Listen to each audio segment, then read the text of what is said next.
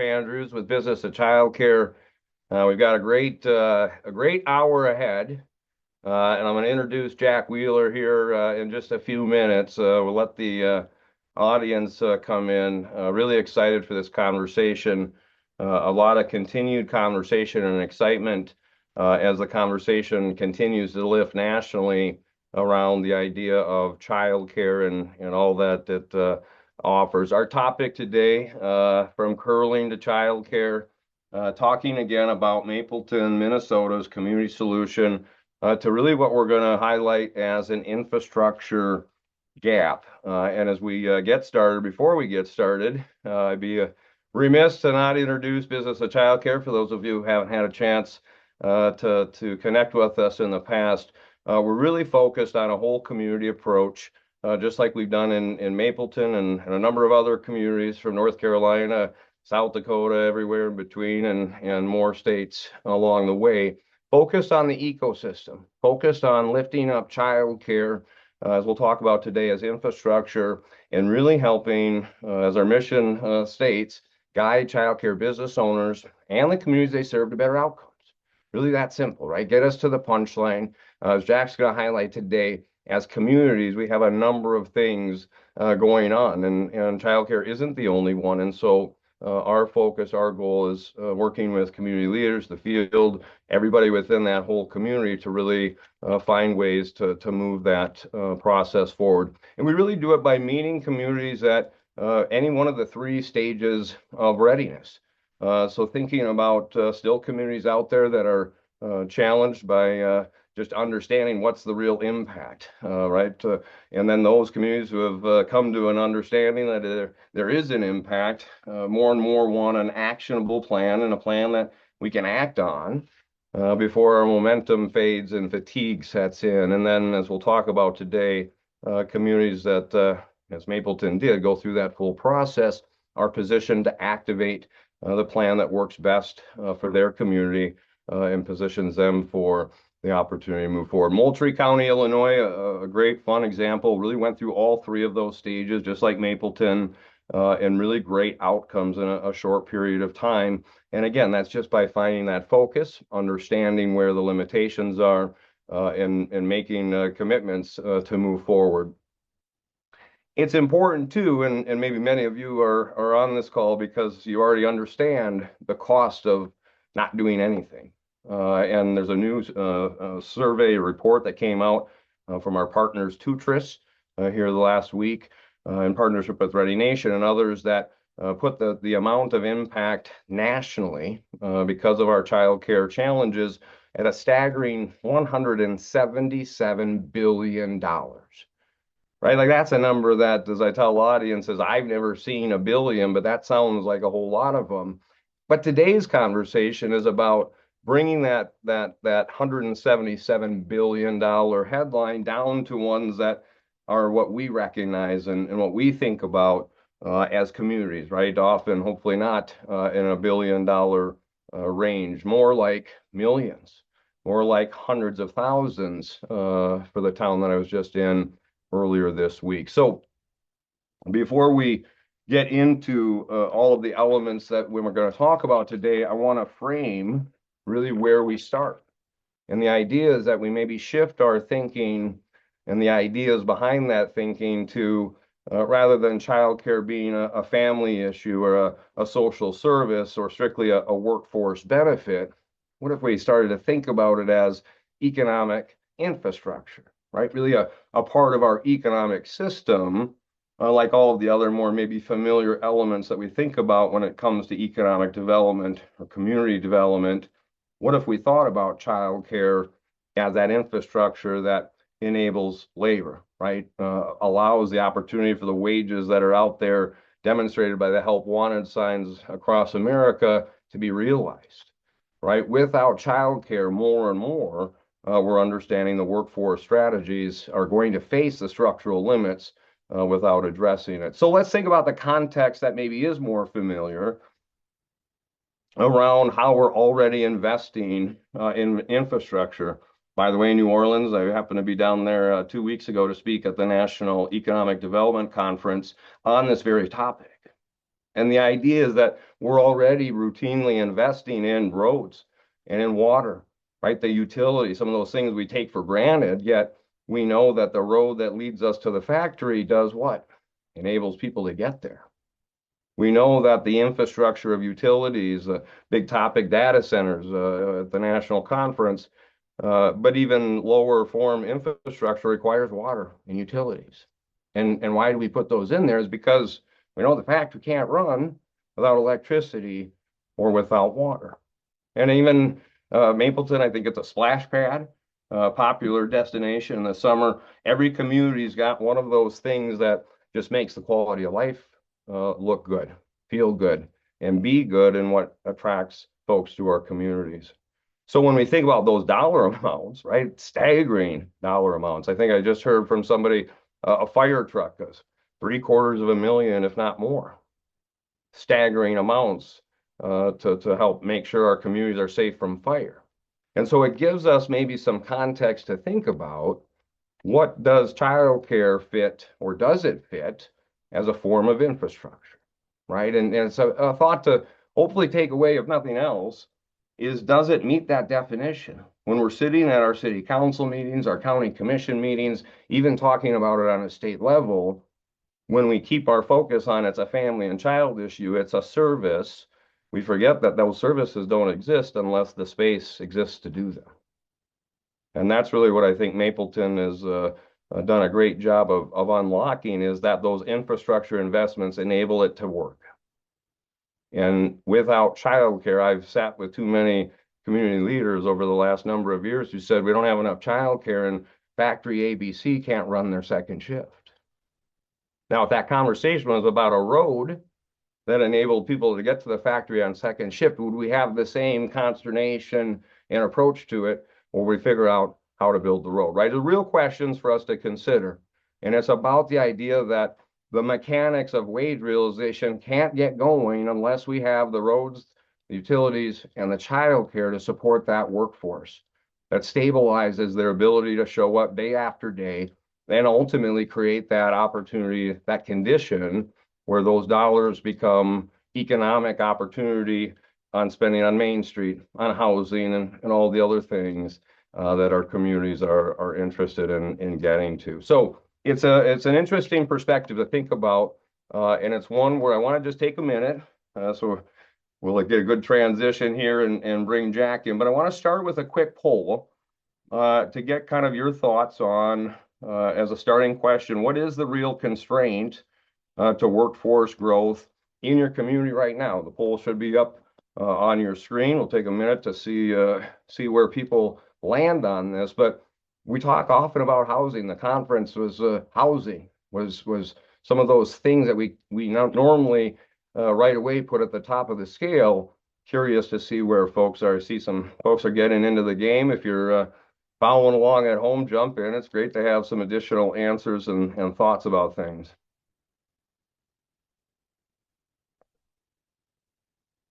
We'll give it a few more seconds as we continue through here. Well, pretty wide spread here. We got about half the group in. Give it 10 more seconds here because I got to introduce Jack. He's super fun and really sharp on some of the concepts and ideas that he's worked with the community of Mapleton on lifting up here. All right, we'll bring it to a close here. Pretty actually widespread across the spectrum, right? Lack of childcare, housing shortages, all of these elements often continue to be the banner of our conversations when we get together and talk about what is ailing our community, so to speak. And I think that it's something that it's important, and it's a actually exciting realization for me to see happening, is that we are maybe starting to realize that one of our limiting constraints, both on attraction and retention as a community, is one of those key factors that makes it worthwhile. So let's take a second here. Jack Wheeler has been a trusted partner along with Mapleton EDA, the city of Mapleton, Mayor Annis, Sarah Moore, the clerk, But Jack has really brought to life that perspective of connecting the work that sometimes, like we said, is a family and child issue to the bigger opportunities ahead for the community of Mapleton. And it's just been a real pleasure to work with him and certainly the team at CETA. But Jack, take a minute or two here. Give us the story of Jack and introduce yourself to our audience. Yeah, thank you for the warm welcome. Appreciate it, and I'm happy to be here. First, I just want to say is I love economic development. It's one of my passions. I love helping communities enjoy the spaces that they have and helping residents live happier and healthier lives. So, childcare is one of those large concerns that all small communities are facing around the United States, and we're happy to take the lead as a rural community and pioneer that charge.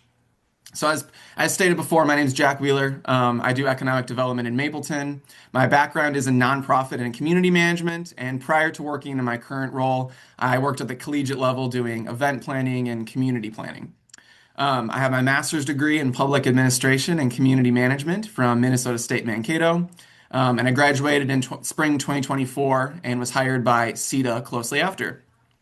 CETA, which stands for Community and Economic Development Associates, is a nonprofit organization. We serve communities in the Midwest, primarily with populations of less than 8,000 people. We primarily do economic development staffing, but we also have a grant writing, a planning, and entrepreneurial development specialists on our staff. Our motto is we help small communities do big things. And our organization started 40 years ago today in a rural community in southeastern Minnesota. And we've expanded beyond all throughout Minnesota. We're in Iowa and we're in Wisconsin now, and soon to be in Illinois. So, as previously mentioned, I work as the economic development director for the city of Mapleton. We're an extremely rural community in southern Minnesota with a population of 1,700 people. We're about 20 minutes south from the nearest large city, which is Mankato, which also serves as our regional workforce hub and provides essential goods and services for a lot of our community. Our community is anchored by our large employers. Our largest employer is the Maple River School District, which was opened in 2024 after a referendum passed for $60 million, followed by our elder care facility, and then Protein Sources, which is an agricultural shipping supplier within our community.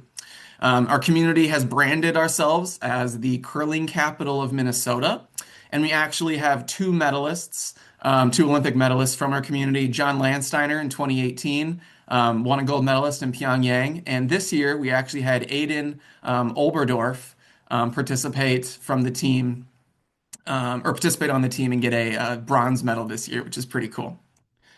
Um, I'll let Jeff So come tell back.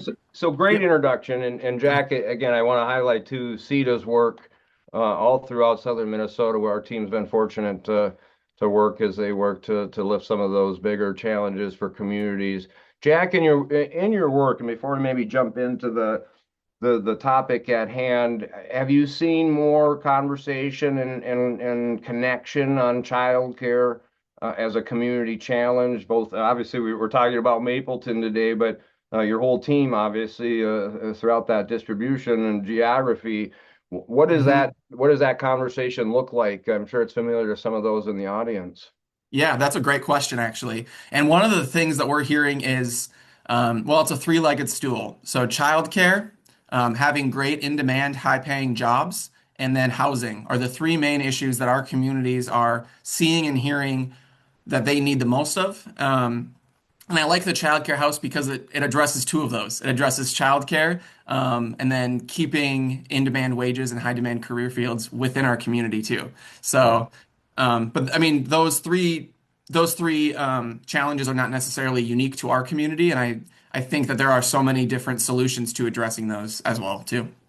And do you hear specific in your travels, again, labor force participation, availability, a continuing headline, especially in some of our smaller communities? Do you hear any specific anecdotes from employers or school districts or others who often are constrained by their own opportunity because of that challenge? That's a good question. And I think a lot of it is how are your communities setting yourself up for future infrastructure and future development opportunities? One good example of this actually is earlier this week, the city of Pine Island, which is a southeastern Minnesota city, population of about 4,000 people, just announced a $23 million, or excuse me, $25 million data center deal with Google too. That includes an additional investment over 20 years into their school program as well. Right. So communities we see that are positioning themselves for future infrastructure are getting those large projects and are ultimately being proactive rather than reactive. Right. Well, and again, all sorts of conversations, like I said a couple of weeks ago at that national level around the infrastructure.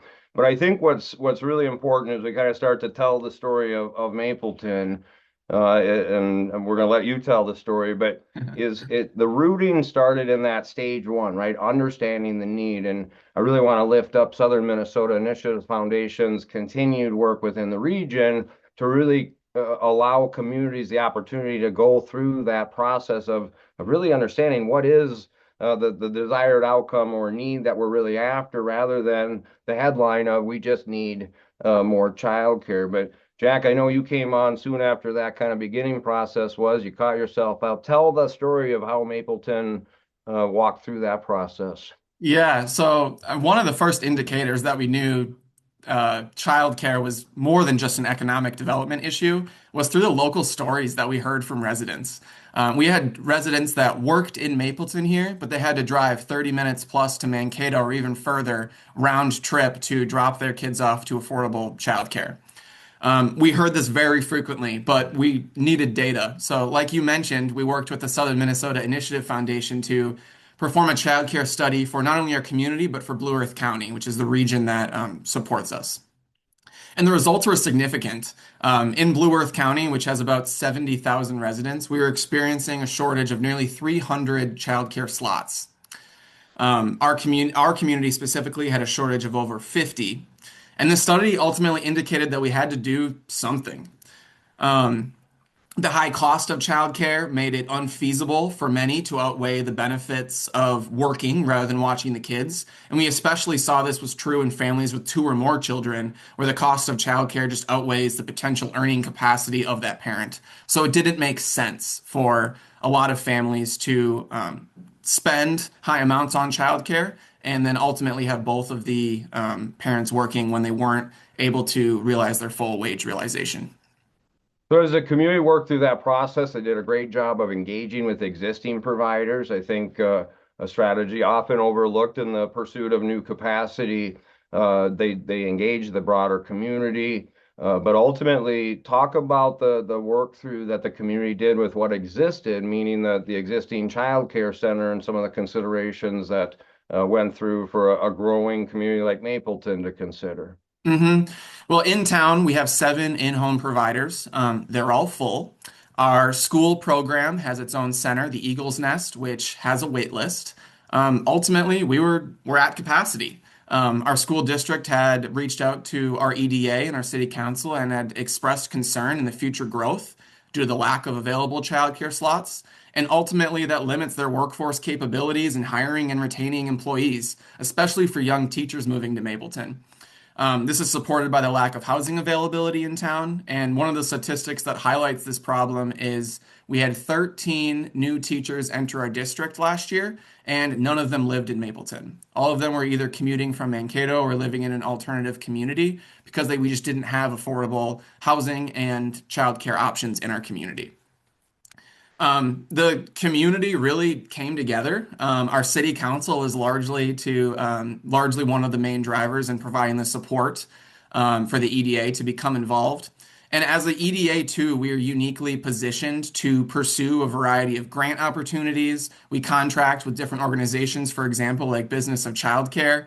And ultimately, we were in the best position to maintain ownership of the building long term. Ultimately, too, we have the connections between Region 9, our local service cooperative, our initiative foundations, and just ultimately in the community to be able to connect all the pieces together to make a large project like this happen. And Jack, one of the things that happened, I remember sitting in the room. I think we had school district representatives, community representatives, and it was the moment where we had come together to review the modeling on expanding the child care center. Hmm. And I tell this story still today that as I share that, yes, we can do that, but it will cost 100 to $150,000 a year.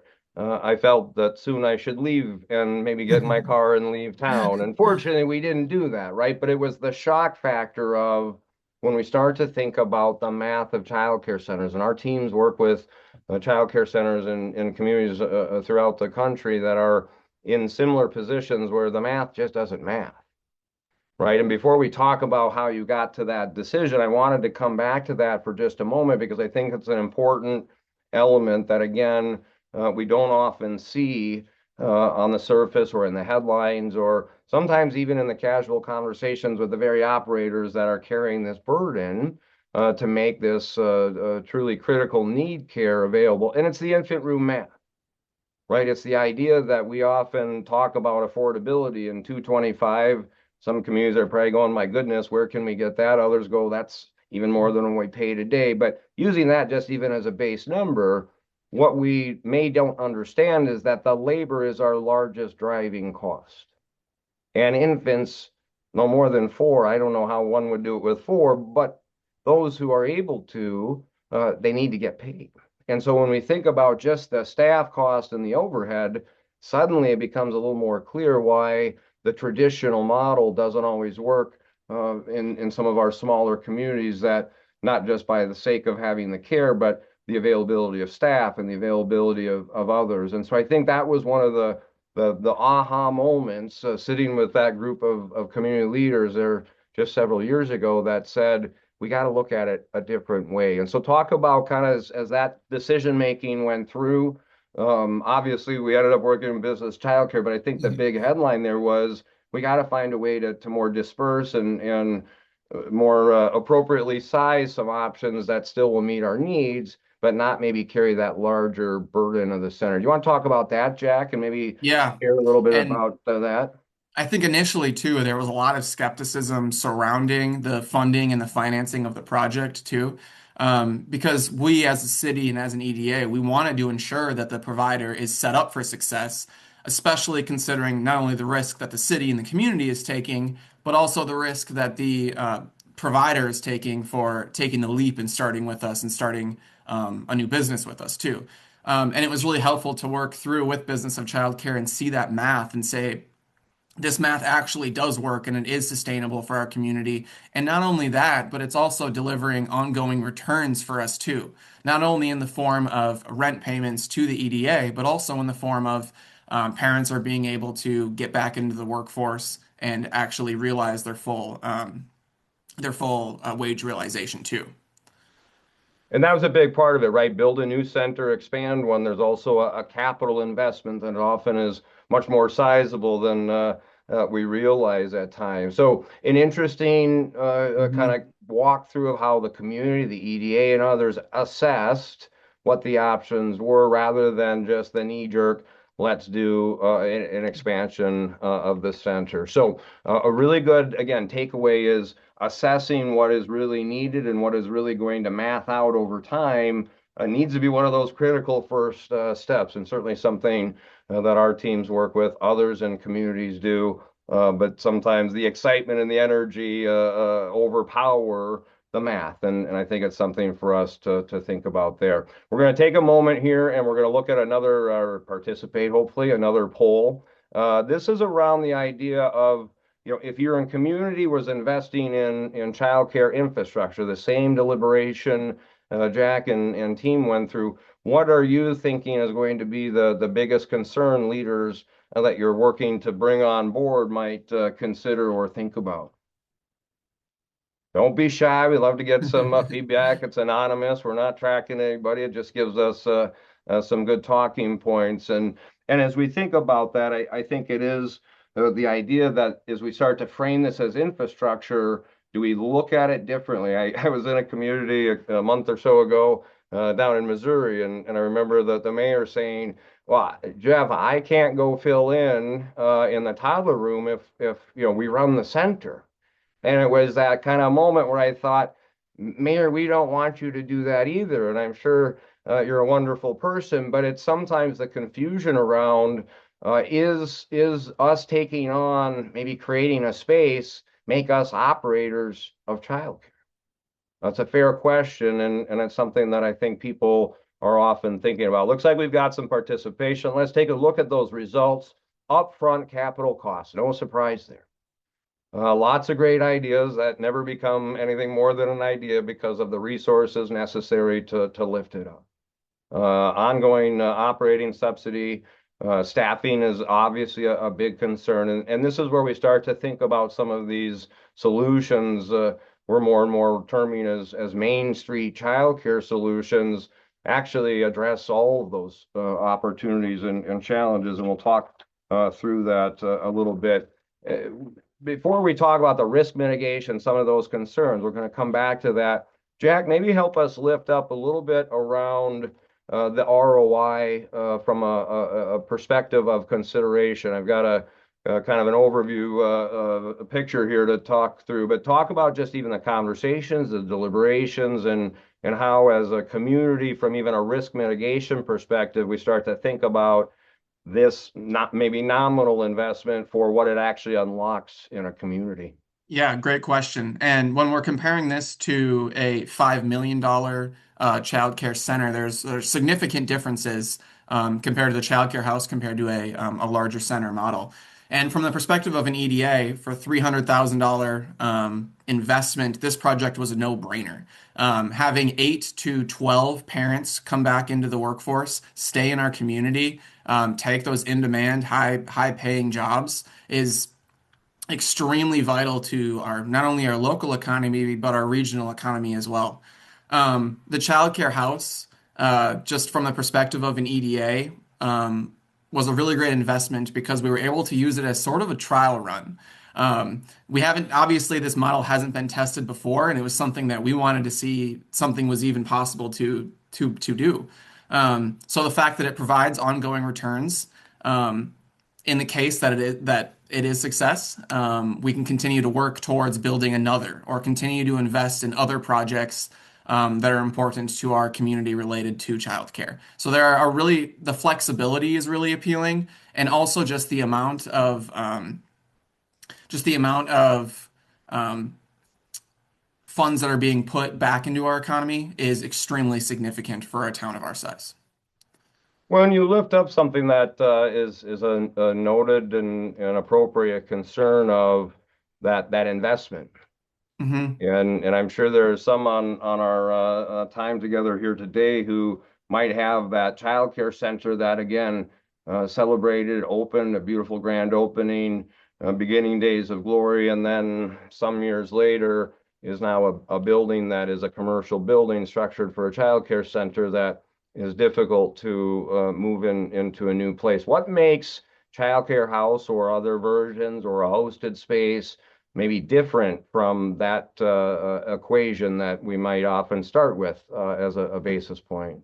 Yeah, well, first, obviously, the numbers work, which is something that is important for not only the provider but for the families too that are paying for this service too.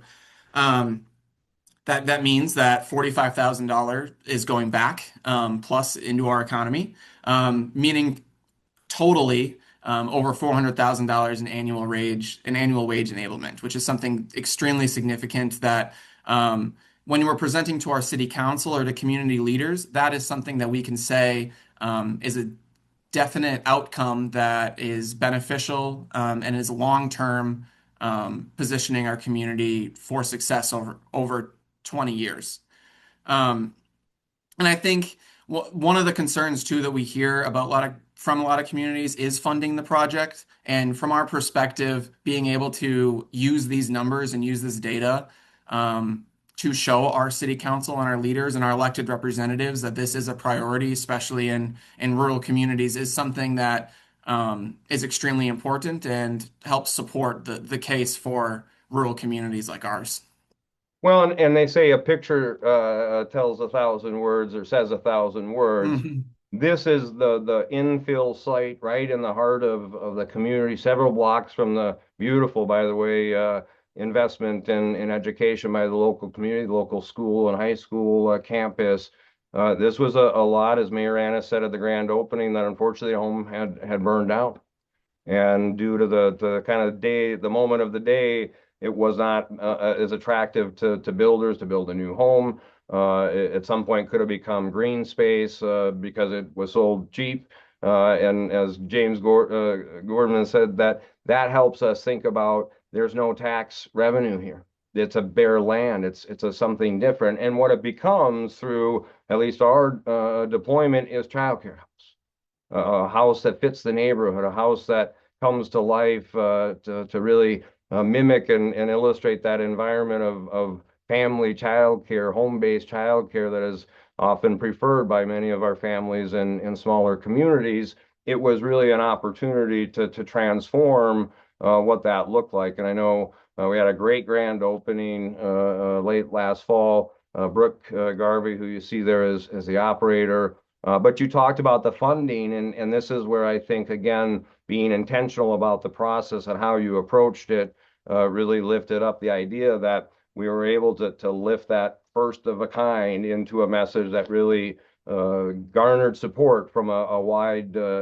perspective of donors, funders, and others. Talk a little bit about that, Jack. Yeah, absolutely. So, I mean, one of the reason our project was selected for a variety of these grant opportunities is that our project was unique.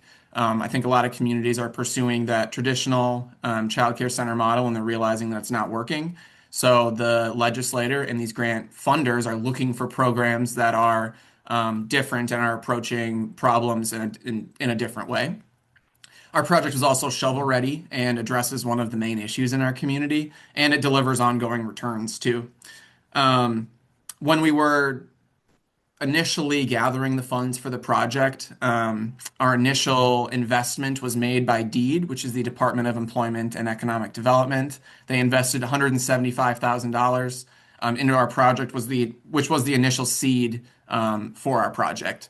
But beyond that, I would say every single dollar counts. We had donations from our initiative foundations, our local businesses in town.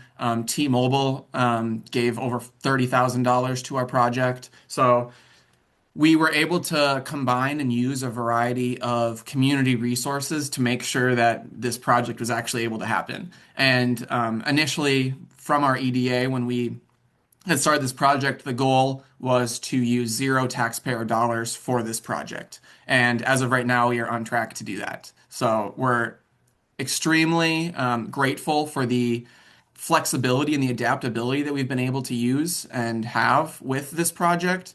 And a part of that is through the storytelling that we've been able to do. We've gotten so much press on, not even on the state level, but on the national level of our project and looking at how communities can reshape small lots or undesirable lots within their community. As Jeff mentioned, this was a lot that was too small to build the traditional or to build a house that developers would be interested in selling. So a project like this works perfectly. And to go along with that story too, the owner of the lot or the house that burned down previously was an active member of our community, was previously on the EDA. He is someone that unfortunately he passed away, but he is would be a pioneer and a champion of a project like this on his property. So it's really cool that we're able to kind of go full circle with a project like that. Yeah, Mayor Annis lifted that story up at the grand opening, and I think again, and now Brooke being a new entrepreneur, a small business owner, going back to one of those limitations on taking action is often there's no staffing.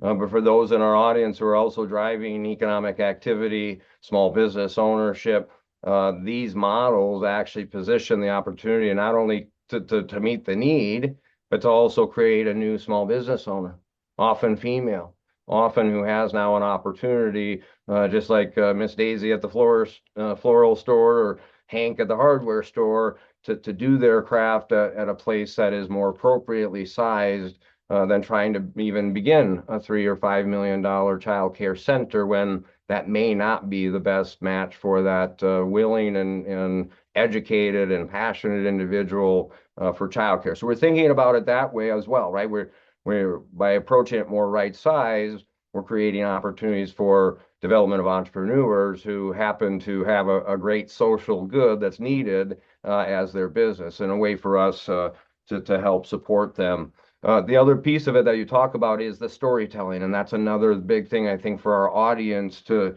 really not lose sight of is we fill out grant applications, we see the headline, we dutifully fill it out, but we often miss that story. And Jack, if you were to lift up the story even beyond childcare, and they're at the next national conference speaking about the success you and the community of Mapleton found, what is that kind of headline of the story? What is the piece of it that makes it more important and connected to the bigger community than just, hey, this is cool, Brooke's amazing, we've got childcare? What does it really mean for a community like Mapleton at that headline level?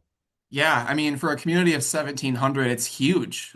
We never have gotten really featured in anything. We're not really on the national level. National dollars and appropriations typically have a harder time going to rural communities. They're more likely to go to a Mankato or a larger metropolitan area. So for the fact to have dollars coming from the legislator, a bipartisan effort, shows that not only they care, but also that it is a priority from them and that it is possible too. I think we showed the not only Minnesota but the rest of the United States that childcare in rural communities is something that is an issue and that we are willing to pioneer and lead the charge on that.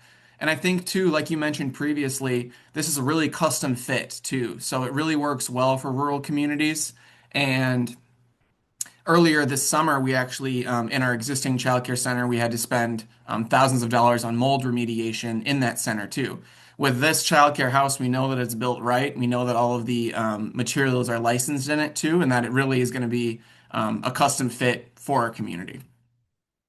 Yeah, absolutely. And I think the other piece that I want to make sure is not overlooked to one of the earlier question answers in the capital risk appetite is the upfront cost. And I've Hmm. sat through enough council and commissioner meetings over the years to understand that oftentimes we're also considering the exit strategy if and when, or inevitably does happen, we don't need this infrastructure as is. It's important to lift up in the case of childcare house, it's a residential based asset. So the risk mitigation is that if and when the time that this neighborhood on Grove Street there doesn't need childcare, Jack, as you mentioned, there's no shortage of need for housing. You Hmm. have the ability either as an entity or to resale to really recoup your full investment without Yep. a center now gathering cobwebs. Was that a big piece of it from the economic development side, or what was your Yeah. experience there in conversation? Huge. That was a huge part of it from the economic development side. I mean, we got a little lucky with the site too. We actually just had an in-home close just a couple years prior. So working with that site, we knew that there was already a gap in that region too. But beyond that, from a capital investment perspective, this was a no-brainer for us. We're getting rent revenue back. This is of service that we're able to provide to the community, and it's something that we know is scalable too. So from the appeal of the EDA, we're able to either repurpose this house. Granted, I don't see childcare going away anytime soon or the need for that, but in the unlikely event that we do, it's ready for that reuse and adaptation to a a single bedroom house there too. So. Well, it's a big part of it, right? We can't be blind to the idea that we have risk mitigation, limited resources, and limited opportunities. Having a way out if needed, it's like having a parachute, always a good thing Mhm. to have in place there. Let's take a moment. I want to make sure to encourage it's a live event here. If you have questions that are in your mind that maybe we've talked about already, or you think might be coming up, or you just want to know, be sure to throw some in there. We've got time built as we get closer to the end of our moments to try to address some questions and things there. In the Mhm. moment, though, I want to bring up our third poll here, and this one is really about back to what we're just talking about. What if you think about opportunities to activate, and you're not a one-person show, what is going to be those decision makers biggest opportunity to move and feel confident about making that move? We've got the poll up there. Hopefully everybody can see that. Is what is it that we really got to focus on, right? Because this again comes back to one of our sometimes challenges in some of these initiatives is we're trying to get everything in the basket, right? It's like that old game where they have the air machine. You collect all the dollars you can, and people are right. We sometimes are going after everything rather than maybe finding a focus on a more specific decision driver that doesn't make the others less important, but becomes our lead story, right? On how we do that. Jack, was there a lead story as your small group of leaders worked to bring others on board that you thought was part of that? I mean, just I think overall, just working together to align our community needs was one big was really the big story, and ultimately just I mean the grant successes were a big part of it, and just being able to do something that other communities aren't doing. Right. And this is an important part. And I'm going to wrap up the poll here. If you're holding your finger on which answer, throw it in there. But this is an interesting thought to think about is we talk about share the results here. You talked about the way to do it. We've talked about here many communities, if we can raise some money, we would love to do that.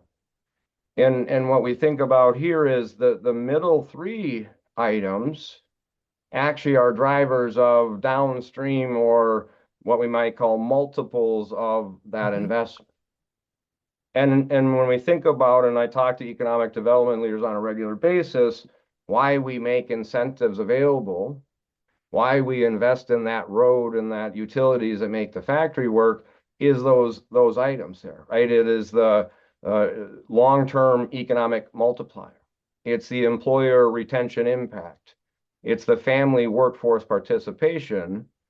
And Jack just let me know chat's disabled, so maybe we can't do questions. I'll see if I can do that. We'll certainly, if you miss us, we can't do it. Please send the questions afterward. We'll make sure to follow up with you. But to finish my point and see if I can fix that, maybe we start thinking about these childcare opportunities not as a fundraise and hope we can do it, kind of like a splash pad sometimes, but what if we came at it as we're going to make the investment, our opportunity is to reduce that investment, leveraging grants and other things. Why? Because the bigger driver is with those 10 slots, as Jack just said, 500,000 when we consider the economic multiplier of activity that's enabled by childcare house, hosted spaces, or an existing family provider in your very community today who is halfway through a long day watching kids. So parents, maybe even those on this call, can be here doing what we're doing. Talk about that because I think Mapleton's position for growth, position for opportunity, great leadership in place, all of those pieces. How does that factor when we look at it from a growth tool or an engine versus something else? Yeah, very good point. And from the perspective of like an employer point, meaningfully engaging them and ensuring that they are involved in the success of our project, because ultimately they're going to be the ones or their families are going to be the ones that are benefiting for these projects, make the project go. Once we explained the workforce stabilization and the reoccurring economic returns that were coming back to our community, it made it really easy for the business to support our project. And when we were planning this, the childcare house itself, we initially thought, even as an EDA, we would have businesses reserve or like large industries reserve their own childcare slots for X number of dollars to help invest and relieve the burden on the overall cost of it. And I know some communities are having either businesses build it on their land or working with the community to have extended hours or different hours or Spanish immersion daycare. And that's what's really cool about the childcare house is that the community can really customize it depending on what they need, or businesses can do it depending on what they need to. And this is a piece too, as you think about beyond, and I saw a few questions in there. If you got some more, we'll keep sticking around, and we're not done yet. So lunch is maybe upon you, but we'll wrap it up fun. Talk about 2026 and beyond. Talk about Brooke.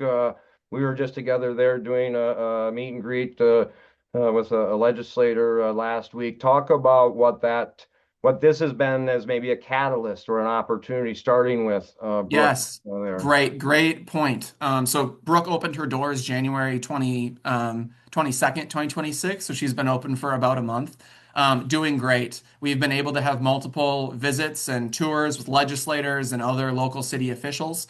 But beyond But beyond the childcare house itself, our community has been poised for development. So since the opening of the school district, which, like I said, was a $60 million project, opened in 2024, we've had three new businesses open on Main Street. We have a fourth one opening, a butcher shop opening here in March. Our community has gotten inquiries from large manufacturers. In addition to, we've had inquiries from additional businesses in town that are looking to expand or purchase land. So our community, because of this, has really been A, put on the map, and B, it's encouraged other investment from private developers.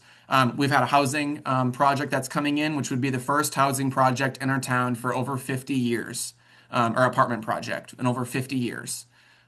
So this childcare house is maybe not the sole driver of this, but it has enabled our community to pursue other opportunities and other investments in other areas of town, which has been huge.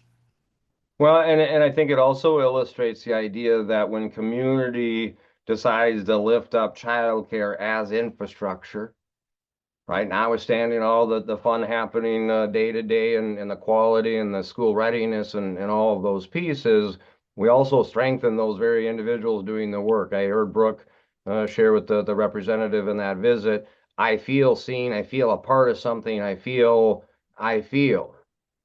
And anybody who's worked with providers lately has realized many have lost some feeling a little bit. But it's that extension of the provider who lived a few blocks by. Several times I'd see her come by and her own experience, 20 years in the field, saying, I've got people who suddenly have seen me and they haven't seen me in 20 years. So that's the bigger piece of it, is that whatever the solution, and centers in some cases might be the right solution. We're not here to say that, but it's the idea of that ripple effect, that appreciation events, visibility, sponsored training, all those little things also add up to be a big thing beyond even a child care house investment. So great work by the whole group. A lot more visibility. A couple questions that came through before we get into a few final thoughts here. We will share resources after the presentation. We certainly encourage you, if you have follow-up questions. We love to have that conversation. It helps us even hear perspectives from those all over the country. And excited, we've had a great representation from a geographic perspective all over. Because again, this is not localized to Mapleton or Minnesota or the Midwest. It's a challenge that we hear and others are working on around the country. The next question that came in, it must have, and it wasn't, I thought properly timed, is that we start to think about what is then that opportunity. If it's childcare house, if it's something else, how do we get it to be something that becomes even more attractive beyond goodwill, community vitality, and there's a lot of headlines. Believe it or not, people are still not fully aware. But the question was, have we worked with businesses to encourage on-site childcare options and employee benefit? And yes, we have. We've worked more at the community level in partnership, similar to a Mapleton, almost in a matchmaking fashion to align to more specific needs, right? We think about some of those challenges that employers have from a workforce perspective. There is a benefit to that being resolved. Often the limitation is, how do we do it? And even on site, many manufacturers have told me in private conversation, Jeff, we're doing manufacturing that's dangerous and whatever. We don't want to have children on our site. Not because we don't love children. How do you disperse solutions out in the neighborhoods where your employees live? Those are the things that, especially with the new 45F updates that I'll share in a second, are really helping do that. I think, again, it comes down to what we talk to in every conversation.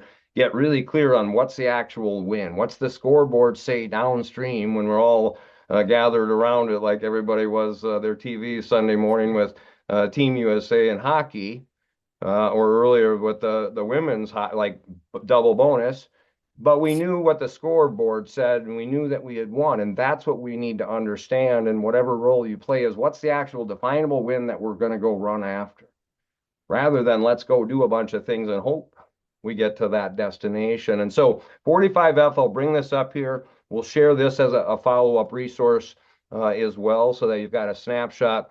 Really fortunate, are again partners with Tutris. The U.S. Chamber Foundation has been doing a lot of work of this.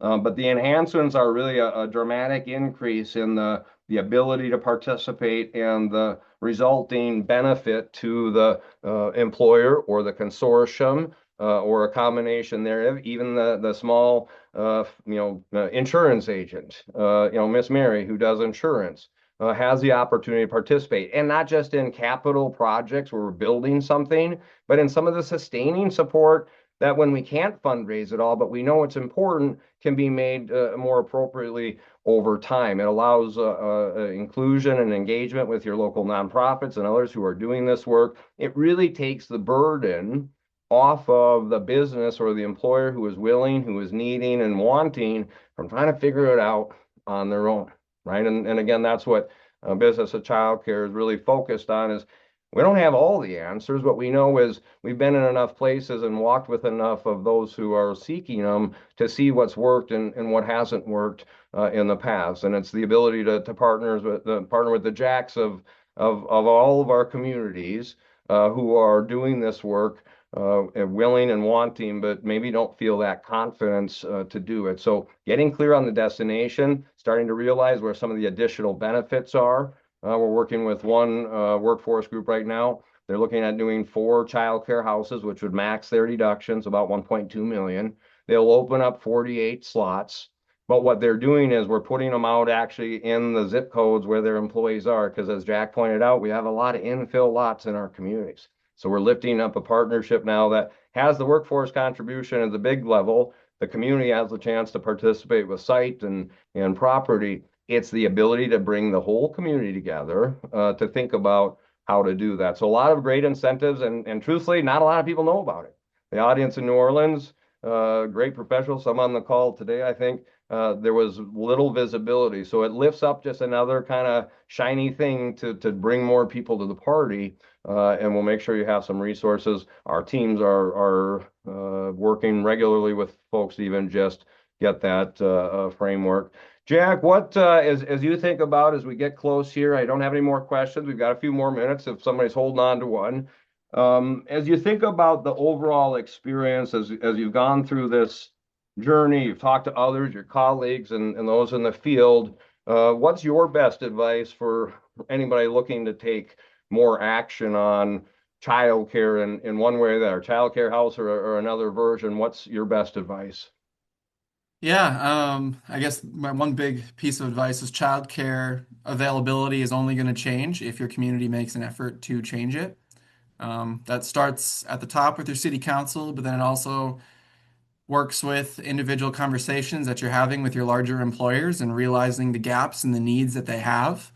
But it is possible. I mean, working with Business of Childcare and their phased approach has been extremely valuable for us. So just having those resources and that framework, and we've done it once before, so we went through it. So now when you guys go through it, you're going to have an easier chance of making it happen. And a few clarifying questions that come up around kind of the whole process. And our goal today wasn't to get into the specifics around childcare house, but our approach with this is really a turnkey, full system delivery, which is not just the physical structure, but all of the elements of support from a landing page and flyers to give out to community members, a full selection support process for the operators. One of the questions, how did Brooke get selected? You Hmm. and others were part of a selection process we helped deliver for you, so that, again, transparency, defensible, and really aligned to finding the best person in the moment to lift this up, right? Because this, again, becomes another opportunity to extend quality. And by having that intention, I think Mapleton really talked a lot about the startup arc and support for Brooke, right? Getting her set up as an LLC, getting her liability insurance, getting the things that all small businesses, whether you're in a SBDC or a chamber, we talk about is just a standard practice. It's helping not make that a scavenger hunt and a mystery, but saying here's the path, right? And even as economic development leaders, community leaders, we sometimes like to just know here's the path, just follow the path, and you'll get to where you're going. And so that system, those processes, finding the lots, at least a business of childcare, a big part of what makes it come together is not just the building, not just the operator, but all the things that have to be accounted for, from licensing to fire to building to just making sure in that first year of support we're providing Brooke already that she's not only set up to grand open, but set up to be sustainable beyond those beginning months. So really good conversation. I've got one last poll for those of you who are sticking around, and then we'll wrap it up. And I'm trying to get the questions here. We do have an upcoming child care open house, we call it. Really gets into the specifics and mechanics of our process. We also have a community briefing for child care house, which we'll share as well, so that you can dig into some of these questions and see for yourself the opportunities, whether with child care house or with an existing opportunity you might have. How can you bring this to life? And we do help communities with that. They have a space, they have the community center, they have the church. I was just in a church last night. We help also figure out, is that a realistic reality that you can activate? In the case of Mapleton, that space wasn't available in that moment to do that, wasn't the one that was able to be used. Here's our last poll. Let me get to it here quick. As you think about community readiness, as you think about ready to get going, maybe you've been going and going and going. Tell me or tell us, share with us, where are you on that journey? Have you already been planning? Not a priority, or somewhere in the middle? We'll take a second there. I'll also highlight that if you're ready to think about child care house or other options, we've got a great team that besides myself, thankfully, is available to just even have a beginning, what we call exploratory conversation. Certainly for child care house, we offer a full journey of kind of awareness and helping support those who are taking the lead on this action, because we know it's a whole community effort. So starting that exploration call, we've got a readiness package that helps lift up the information. And then ultimately a session to help the community come together and talk more about this. I will be sharing information. We'll have the recording. Will be up on YouTube here by tomorrow. We'll make sure to share that. So if you have others that weren't able to make it or you want to share, here's our results on the poll. We're kind of in that place, right? We're a full spectrum of people and places, and although a town that's got a great history and a great future, business of childcare. That's our work. Jack, can't thank you enough for your work, certainly in Mapleton, but I think also coming together today and sharing that story with those around the country. You're at the Economic Development Minnesota presented. I think you're going to be busy, Mm-hmm. it seems, as time moves forward. So appreciate you being here. Yeah, thank you for having me. I appreciate it. And if anybody has any other questions or wants to learn more about Mapleton's story, I'm happy to answer any questions. Just reach out and email me. Absolutely. Thanks Um, again, I- everybody, for coming together. We're on LinkedIn, a lot of great content lifting up stories that we're working on, stories that others are working on, team that's sharing commentary and thoughts, upcoming events and opportunities. We hope you reach out. We hope to have a follow-up and a chance to help you. Even if you're going down full stream, if it makes sense to take a moment and check in, we hope you'll do that. Thanks for joining us. I'm Jeff Andrews, Business of Childcare. And again, make it a great day.